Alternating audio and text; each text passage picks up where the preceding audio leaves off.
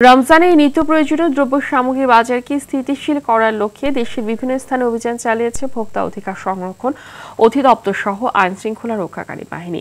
বরিশালে বাজারে অভিযান চালিয়ে ভোক্তা অধিকার সংরক্ষণ অধিদপ্তর সকাল থেকে দুপুর পর্যন্ত অভিযানে 7টি প্রতিষ্ঠানকে 24,500 টাকা জরিমানা আদায় করা হয়।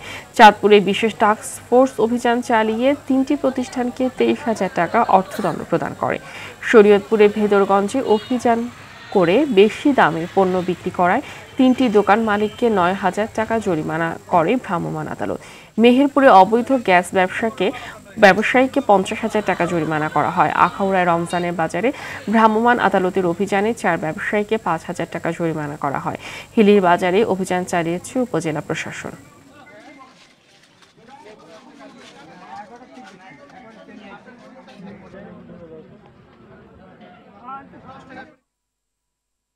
দর্শক, এই বিষয়ে বিস্তারিত জানতে আমরা চলে যাচ্ছি বরিশালে। সেখানে আছেন সহকর্মী আরিফুল ইসলাম।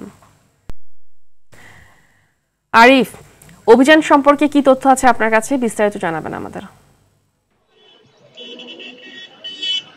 জি ফাহমিদা, ধন্যবাদ আপনাকে। আসলে আপনি যেমনটি জানতে চেয়েছেন, বরিশালে কিন্তু দিনব্যাপী অভিযান চলছে এবং এটি কিন্তু আজকে নয়, রমজান শুরু থেকে শুরু হয়েছে। এর আগে কিন্তু দৈনন্দিন তাদের অভিযান শুরু হলেও রমজান থেকে নতুন করে একটি তালিকা তৈরি হয় এবং সেই তালিকায় কিন্তু বরিশাল জেলা প্রশাসন এবং বরিশালের যে ভোক্তা সংরক্ষণ অধিদপ্তর তারা কিন্তু সেখানে অভিযান পৃথকভাবে তারা অভিযান করে এবং বাজার মনিটরিং, অর্থাৎ তারা একদিকে বাজার মনিটরিং অপরদিকে অভিযান উভয় কিন্তু করে থাকে। আজকের যে সদ্য তথ্য মতে সকালের সংবাদে হয়তো বা জানিয়েছিলাম আর টিভির দর্শকদের যে আজকে কিন্তু ইতিমধ্যেই 7টি প্রতিষ্ঠানকে 24,500 টাকা জরিমানা করেছে সকালে শুধুমাত্র ভোক্তা সংরক্ষণ অধিদপ্তর।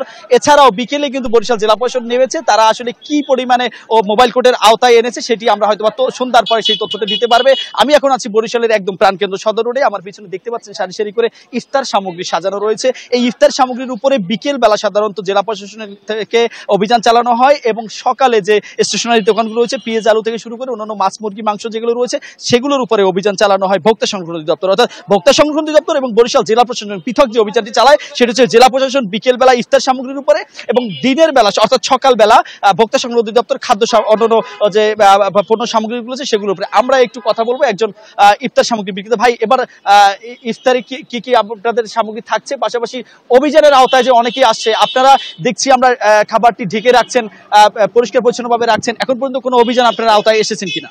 জি না, আমাদের এখানে কোনো অভিযান আসেনি।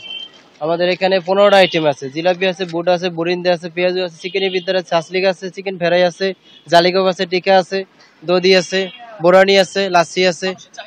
চাহিদা খুব কম বর্তমানে, একটু সবাই একটু বুঝে নিয়ে খায়, টাকা কম ভাঙে, টাকা পয়সা নাই কিলি চলে মানুষের সাথে। আগে গতবার আমাদের সেল ছিল 30,000, এখন বর্তমানে সেল হচ্ছে 10,000, 15,000, 12,000 এরকম একটা সিস্টেম। আসলে ধন্যবাদ আপনাকে। যেমনটি ফাহমিদা শুনছেন, মূলত একদম এই যে আমি যেখানটিতে দাঁড়িয়ে আছি এটি হচ্ছে যে বরিশালের গেটওয়ে একটি, এটাই হচ্ছে যে বরিশালে কাউনিয়া থানা এলাকার, অর্থাৎ বরিশালের যে মেট্রোপলিটন 4টি থানা, একটি থানা যে কাউনিয়া থানা এলাকার অন্যতম গেটওয়ে নাজিরের পোল।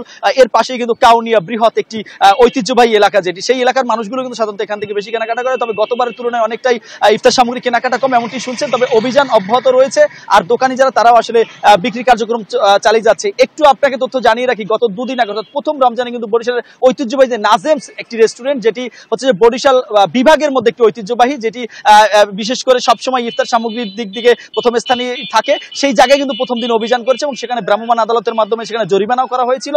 এরপর কিন্তু গতকালকেও জেলা প্রশাসন থেকে নির্বাহী ম্যাজিস্ট্রেট মোবাইল কোর্ট করেছে, আজকেও কিন্তু নির্বাহী ম্যাজিস্ট্রেট মোবাইল কোর্ট করেছে। তবে আমরা কথা বলেছিলাম জেলা প্রশাসন নির্বাহী ম্যাজিস্ট্রেটের সাথে, তিনি বলেছেন যে সন্ধ্যার পরে আসলে তারা বলতে পারবে কতগুলো রেস্টুরেন্টে তারা অভিযান করেছে, মোবাইল কোর্ট করেছে এবং কত টাকা অভিযানের আওতায় এসেছে। তো এতটুকু ছিল এখন পর্যন্ত আমার কাছে। হয়তোবা আগামীকালকে আবার নতুন করে কোনো অভিযানের তথ্য দিয়ে বলতে পারবো বরিশালের সার্বিক প্রেক্ষাপটটা কি রয়েছে। ফাহমিদা, ধন্যবাদ আপনাকে।